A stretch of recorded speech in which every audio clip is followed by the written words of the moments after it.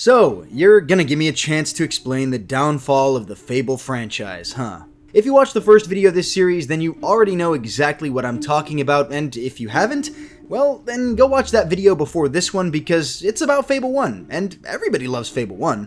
Oh, and either way, I guess you should be warned, I'm gonna be spoiling just about all of Fable 2 in this video, so keep that in mind.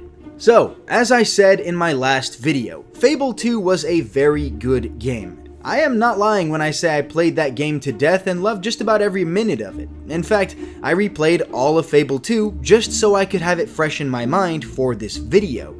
I wanted to replay the game to see if it was still as fun as I remembered it, and to see how well it stacked up against Fable 1, as I just played that game as well. Anyways, the truth is, Fable 2 was a blast to play. Even now, playing it all over again. I'll admit, I had a lot of fun, and with the substantial updates and appreciated gameplay features, this Fable game is surely one that you don't want to skip out on if you're a fan of the franchise.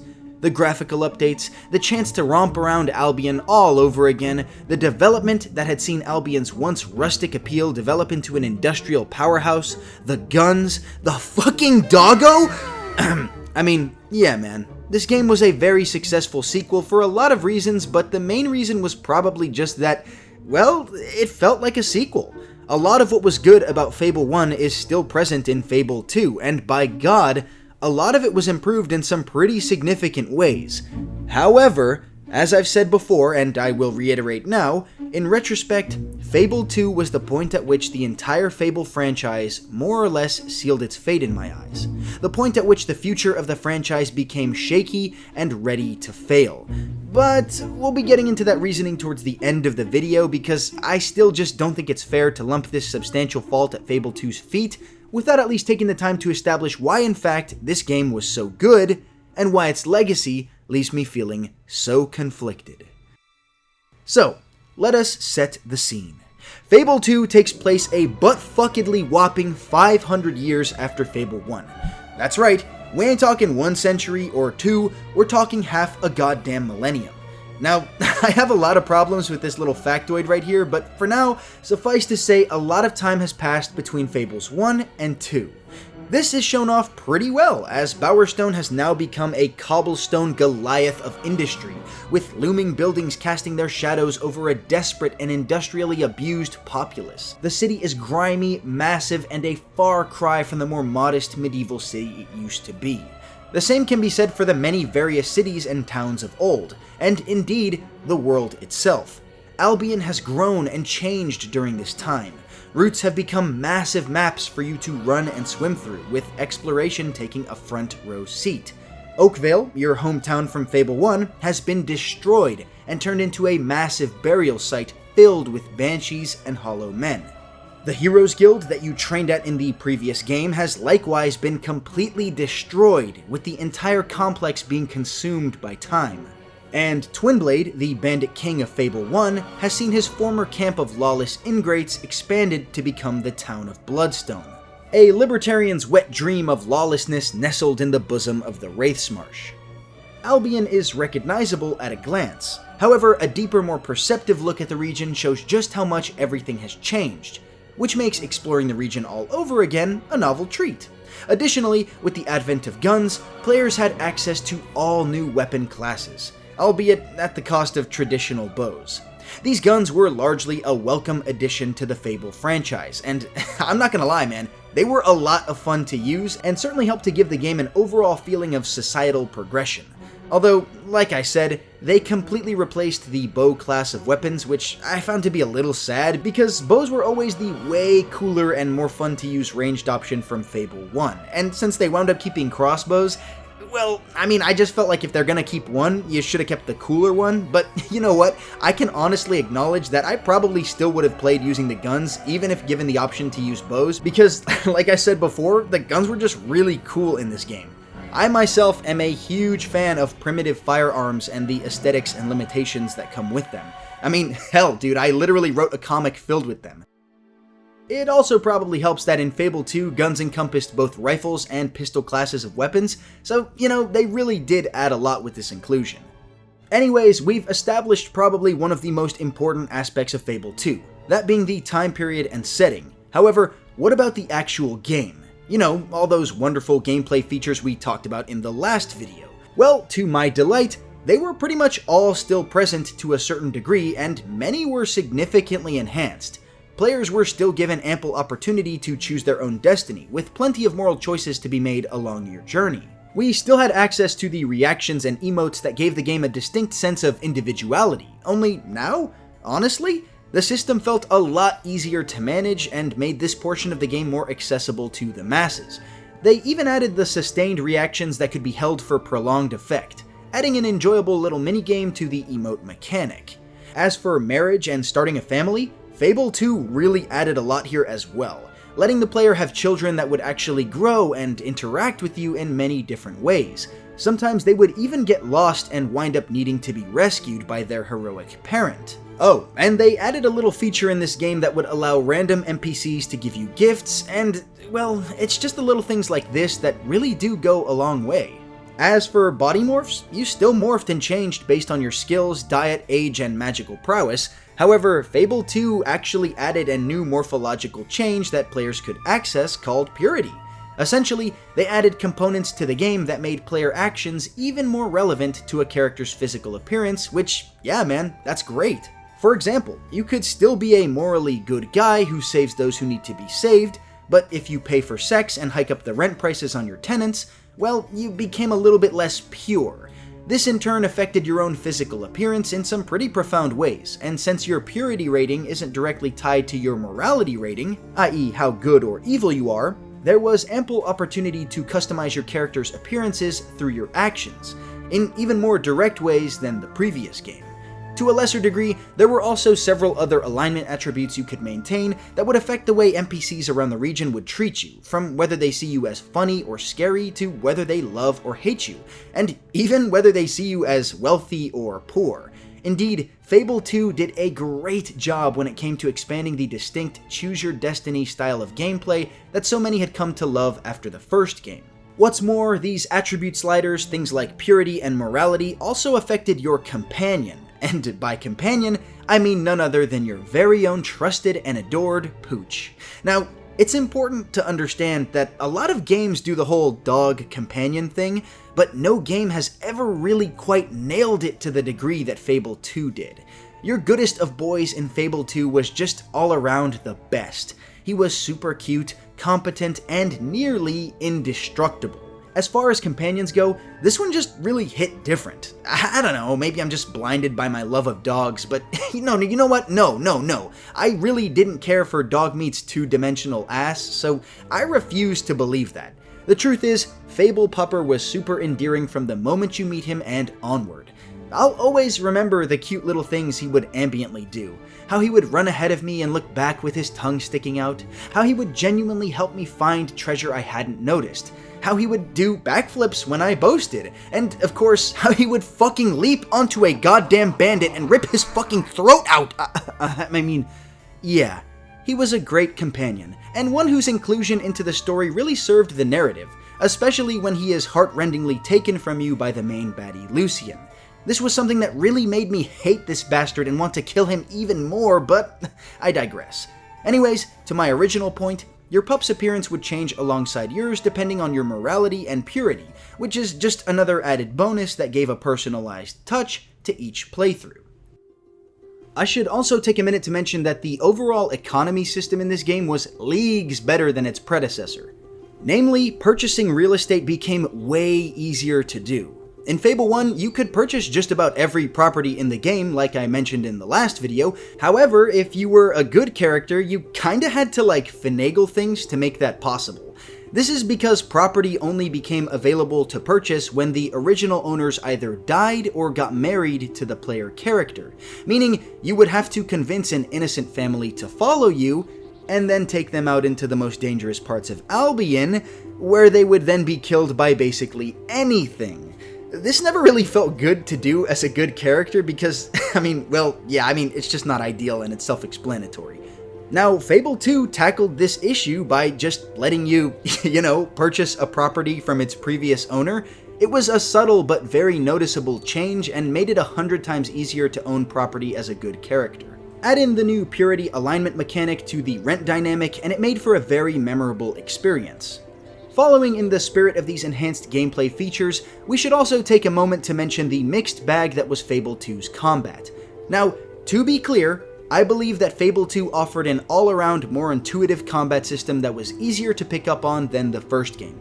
All of your attacks were easy to select and fire off, and I found myself understanding the controls much quicker with this game. This isn't to say Fable 1's control scheme was inadequate, just that Fable 2's was a bit more simplified in my opinion, and this simplification really wound up helping a player use their full kit of combat options. It's also worth noting that Fable 2 had the best experience effects in the whole franchise. Maybe I'm in the minority here, but I always loved seeing the various colors of the glowing knowledge orbs pour out of an enemy when I killed them.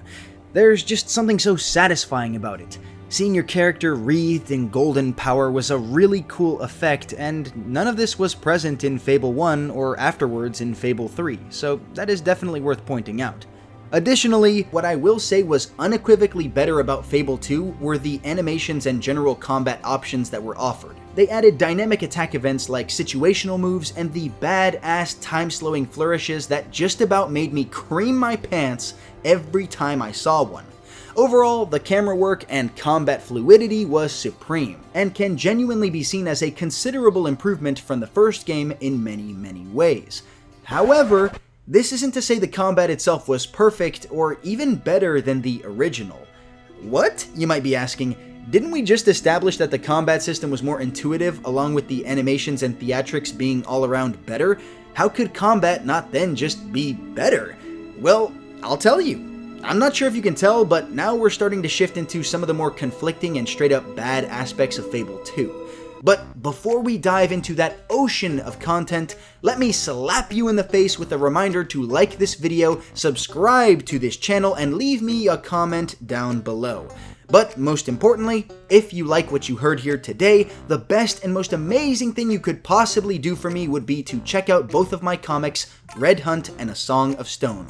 They are both absolutely free to read, and you can read the entire issues by clicking the link down below and visiting thenightlibrary.net. So, if you like monster hunting action, awe-inspiring combat, and supporting indie creators who have trouble paying the bills, well then it would mean the world for me if you would be so kind as to check them out. Alright, self-plug over, let's get back to the video. So, we were just about to discuss some of the more conflicting aspects of Fable 2, and if I may be so bold, allow me to explain to you in plain terms why Fable 2's combat was arguably inferior to its predecessor. These were the spells available to the player in Fable 1. You've got some crazy variety here, some amazing options for dynamic spell combos, and not all of the spells are super wizardy or outright magical.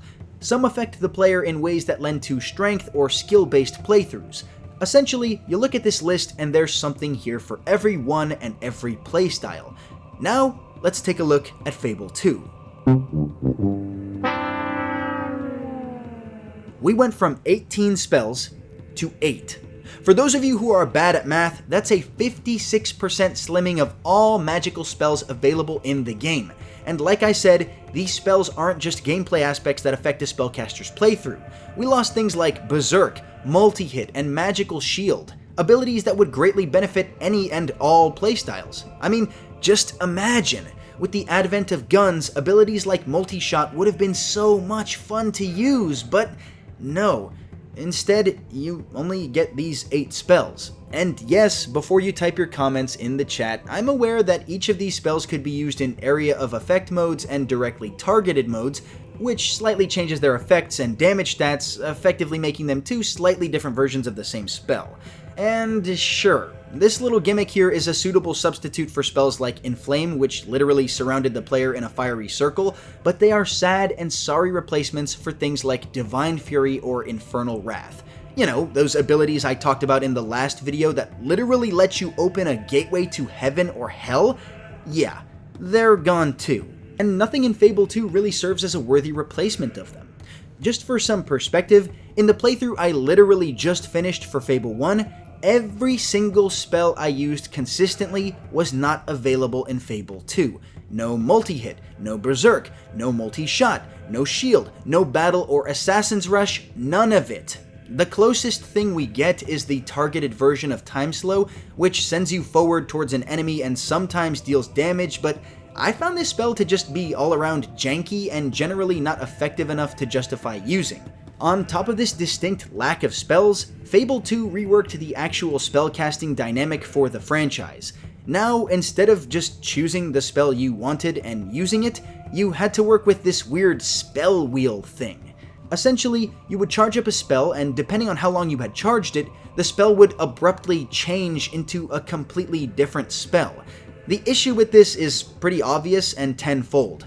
For starters, it looks bad. I mean, why am I cycling through my spells like this? It almost feels like my character doesn't know what spell he's trying to cast, because, I mean, if he does know what spell he's going for, then why doesn't he just charge that spell up rather than cycling through all of them as if they were on some sort of Rolodex? This always just looked super goofy to me. On top of that, spellcasting became something that you had to stand still to do, which just made it so that if you wanted to cast powerful spells, well, you were just gonna have to stand there and get wailed on by your enemies as you charged and cycled through all of your spells.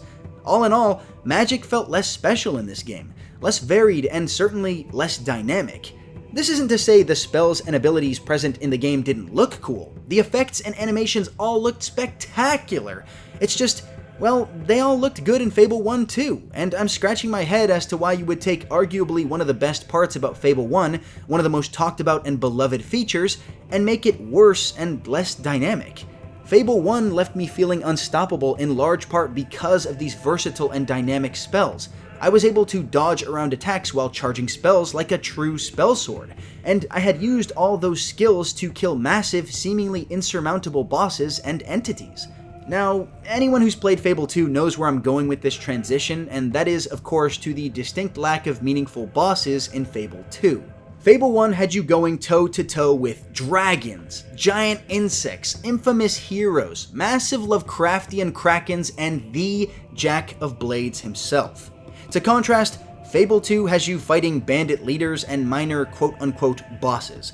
I put quotes around that because 90% of the bosses in this game are literally just waves of regular enemies that are sent at you before you ultimately just kill the guy who had been sending the waves at you. Even in the few examples where you actually face down against bosses who are somewhat unique, they A, aren't nearly as impressive or imposing as the bosses in Fable 1 were, and they B, almost never force you to play the game differently. Take trolls in this game for example. Trolls really are the only boss-type enemy in this game, and while these things do force you to fight them a certain way that is different from the way you normally fight everything else, it isn't actually any fun at all. Instead of the trolls being the fun and challenging mini-bosses that they were in Fable 1, in Fable 2, they are just annoying pseudo-bosses that are harder to kill than just about any other creature in the game. This is because at least the trolls in Fable 2 had immunity to damage during certain portions of your fights with them. The only way to kill them was to shoot their weak spots when they popped out. Every other boss in the game is boring as all hell to fight because all you have to do is just wail on them until they fucking die. The same way you do with basically every other regular enemy in the game. The issue with this is that it makes every enemy feel unremarkable, boss or not. Fable 1 didn't have this issue at all because whether the boss fights were easy or not, these boss fights forced you to play differently. You had to dodge and strike when the time was right, or shoot weak spots and then attack an enemy after they had made themselves vulnerable. This point is all the more accentuated by the absolute travesty that is the final boss of the game, which is just, yeah man, if you haven't played Fable 2 and experienced the ultimate subversion that is this game's final boss, then you should really count yourself lucky. Essentially, the entire game sets you up for this grand confrontation with the evil Lord Lucian, the man who killed your kid sister and then shot you out of a goddamn window when you were a fucking kid. This fuckface kills your dog and enslaves you for years, and when you finally break free and hunt him down, you confront him at the top of the infamous magical wishing spire alongside your heroic companions and Reaver's scumbag ass. Only for Lucian's plans to be abruptly foiled via a Deus Ex music box. Instead of actually confronting this presumably powerful will user who has been using his magical powers on you to force you to fall asleep all game, you just fucking defeat him, causing him to ramble on and on and on until ultimately you just shoot him and kill him with one single bullet. cutting his monologue off mid-sentence as he falls dead as a doorknob into the spire's magical energy. That's it. No final boss fight, no meaningful last words, no closure, just one shot and the game is fucking over. And you know what? Honestly, this is the best possible ending, because if you don't just shoot this asshole in the middle of his college lecture, Reaver, the fuckface McAsshole douchebag you've been forced to tolerate all game, just shoots him and steals the final kill from you anyway. Afterwards, Teresa appears and gives you the chance to make a wish, but surprise, surprise, none of the 3 limited options she presents you with are meaningful, interesting, or worth the effort of the entire game. There's a good option where you wish that everyone who died building the spire comes back to life, an action that essentially amounts to you getting a statue of you made in Bowerstone with no other NPCs ever recognizing your sacrifice. And then there's the neutral option, which sees all of your personal close family members and dog being resurrected, which I guess this is the best one, but even this one is a cop-out as your kid sister is resurrected in a land far, far away from you, and you never fucking get the chance to even see or talk to her ever again. And then there's the evil option, where you just fucking get money. And it's not even like an unlimited amount of money, it's a very finite amount that can easily be spent and wasted. That's it. Your wish is not actually a wish. It's a linear moral option that really doesn't provide you with anything worthwhile because money is mostly obsolete by this point in the game, a statue of you does absolutely nothing, and your family and dog don't do anything or provide you with any quests if you resurrect them. It's just a stale white bread ending that is a complete subversion of all of the player's expectations, but in the most seriously wrong ways. This is without a doubt the absolute worst ending to a good video game that I have ever played. And it was incredibly rushed, coming out of absolutely nowhere. One minute you're gonna conduct a ritual with the 3 heroes, and the next, Lucian ambushes you, kills your dog, and then abruptly announces that he killed your family behind your back. Like, what? This shit came out of nowhere, and I honestly didn't even remember it until I replayed the game because, fuck man, I didn't see it happen or anything, and if you pick the wish where they all come back to life, well, they're all just there when you go back. In fact, there's a sizable portion of the community that believes that this issue alone, that being the rushed and unpolished ending of Fable 2, is the biggest reason why this game is inferior to its predecessor. And while I wouldn't go to that extreme, I would definitely say that it contributes to it. I mean, arguably one of the biggest aspects of being a super-powered hero is getting to flex that power by defeating powerful and imposing enemies with extensive and impressive abilities, and just comparing the 2 games, Fable 1 succeeds at doing this way more than Fable 2 did, especially with the final boss. Oh, and this is a little off topic, but I guess I should mention the co-op that Fable 2 had, which is probably the most conflicting aspect of the entire game in general, because hey, on one hand, I always wanted to play Fable with my big brother, and the option to do so sounds amazing. But on the other hand, the co-op in this game is entirely unoptimized. I mean, you can't control the camera angle, you can't step more than 10 feet away from your partner, you can't bring your dog. I could go on, I really could. In fact, fuck it, I will. You can't buy or sell anything, including property, you can't open doors or treasure chests, and you can't even change your appearance or weapons. And all of that's just, well, not fun at all. Hence the conflicting nature of this feature. On one hand, co-op. On the other hand, suffering as a result of co-op. But, if I'm being honest with you, these 3 negative aspects, while they are substantial and certainly nothing to scoff at, aren't the things that sealed Fable's demise. No, in fact, the things that sealed Fable's demise had a lot more to do with the main story of Fable 2 and the lore that was inserted into the franchise as a result. We're coming full circle here, and I'm finally gonna loop back to that little tiny thing I mentioned way back at the beginning of this video. You see, if you recall, Fable 2 is set a half millennium away from the events of the first game, and one of the very first things that is established in the game and told to you by Teresa is the fall of heroes. Essentially, the Fall of Heroes is an event in Albion's history some 200 years before Fable 2, and it is the entire reason why in Fable 2 there are no other superpowered heroes or villains aside from you and the 3 champions you meet throughout the course of the game. Now, steel yourself because we're going down the rabbit hole here, and even Alice would need a fucking seatbelt where we're going. The Fall of Heroes essentially amounts to this. When guns were invented, regular people living in Albion got super pissed off at the Heroes Guild because the heroes were apparently acting way more selfishly than they had in the past. So, all of these peasants got together, bought a bunch of guns, went to the Heroes Guild, and fucking killed every single last hero in existence, forcing the few that survived into hiding across the realm. Yeah, that's right. All of the superpowered heroes and villains of the Heroes Guild were killed by a mob of Oakvale peasants with guns. Not only that, but the entire guild was destroyed in the process. Okay, I guess that's kind of okay. I mean, it doesn't really make any sense at all, seeing as how guns are shown to not be overpowered weapons capable of killing anything they touch, but shit man, even if they were, the Heroes Guild taught its students how to conjure powerful shields and how to attack from a distance with various ranged weapons and spells. So how were they overpowered by a bunch of peasants from Oakvale? And couldn't the heroes themselves, with their vast riches and paramount skills, just be able to, pick up guns and use them better than the peasants could? The in-game reason supplied as to why the heroes were so easily defeated was because when they were attacked, they didn't want to fight back and kill all of the villagers they were sworn to protect. But wait a second, weren't the heroes being attacked because they were all selfish, evil assholes? If they were, then why wouldn't they at the very least defend themselves from the peasants who are attacking them unjustly? This doesn't really make any sense at all, and the story seems to contradict itself, but you know what? As long as there's a narrative reason for this to happen, then it isn't all that bad, I guess? So what's the reason, you might be asking?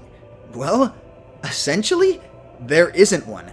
This is just kind of something that happened in the past, and now no one talks about heroes or magic anymore. No one trains to use it, and the one person in the realm who does use it, aside from you, prefers to keep that fact a relative secret because, yeah man, I guess people just really don't like heroes anymore. I mean, except for the ones they do like? That's the thing. This aspect of the lore seems to exist for no reason other than because it's something the writers thought would sound cool. Because the heroes in this game are pretty well respected by all of those around them. Hell, even Reaver is a notable guy with lots of power and societal pull, and he is a complete and total asshole. You're gonna tell me a band of peasants couldn't just gather up and kill him? He's just one man. Hell, even with his bodyguards, if a group of peasants could kill all of the heroes in the Heroes Guild, then he really shouldn't be any more difficult to deal with. In fact, the only real reason I can find as to why the writers chose to implement this significant event in the lore was to suit the seeming theme of Fable 2 and its subsequent release, Fable 3. And that is quite simply that magic itself is being completely and totally abandoned and replaced by technology in just about every single way. And you really don't need to look much further than some of the things I've already mentioned to see this played out. Only 8 spells are available to the player because there's no one around to teach you magic anymore. There are no significant magical or mythological enemies left to fight aside from your standard Hobbs, Ghosts, and Balverines because they have all presumably been dealt with via the invention of guns. And the Heroes Guild, the source of the region's magical training, has been completely destroyed without an ounce of regret or forethought. I mean, there were literally spells that could heal people's ailments, and you're telling me that no one thought preserving those secrets would be worthwhile? Shit, man, that kind of magic would be useful to us today in the real world, and Lord knows our technological level of advancement is way higher than the chicken-chasing plebes of Albion. If you need any more evidence of this theme being played out, then look no further than the fast travel offered in Fable 2 and how it differs from its predecessor. This is a really subtle change, and maybe I'm the only one who noticed it, but in Fable 2, you walk everywhere you go. Traveling takes real time, and except for a very few rare circumstances, you cannot teleport. Fable 1, on the other hand, saw you fast travel by teleporting, using the magical effects of your guild seal to almost instantaneously teleport you to another side of the continent. you would be wreathed in the glowing blue energy of a Cullis gate, and then blam! You teleported magically to your destination just like that. In Fable 2, your bitch ass walks everywhere you go, and even this subtle little magical theme from the first game is erased. Maybe I'm nitpicking, but I noticed this, and it really felt like a letdown. Just another example of how much more magically superior my character in Fable 1 was, and I can't help but wonder, why?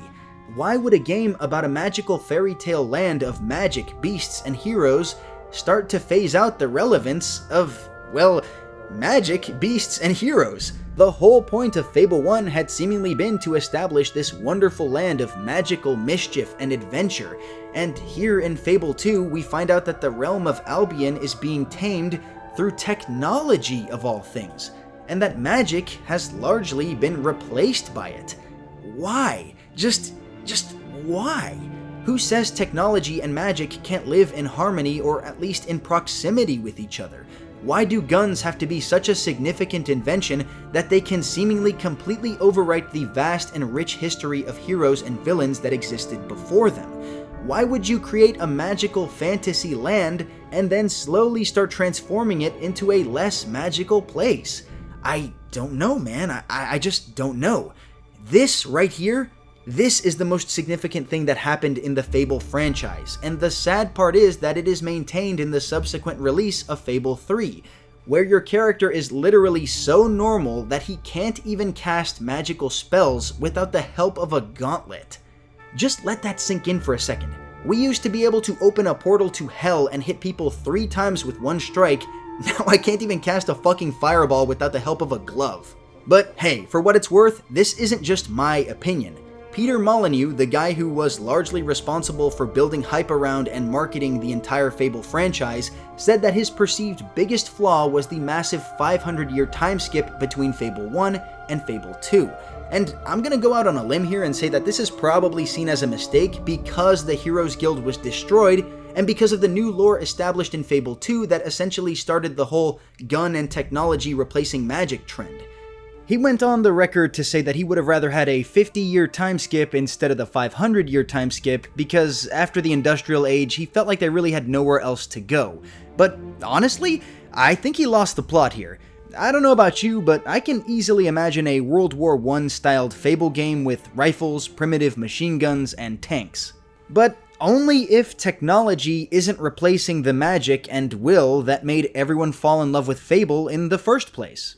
Overall, while Fable 2 did a lot right and was certainly a superbly fun experience, I can't help but scrunch my face at the bad taste this game left in my mouth when all was said and done.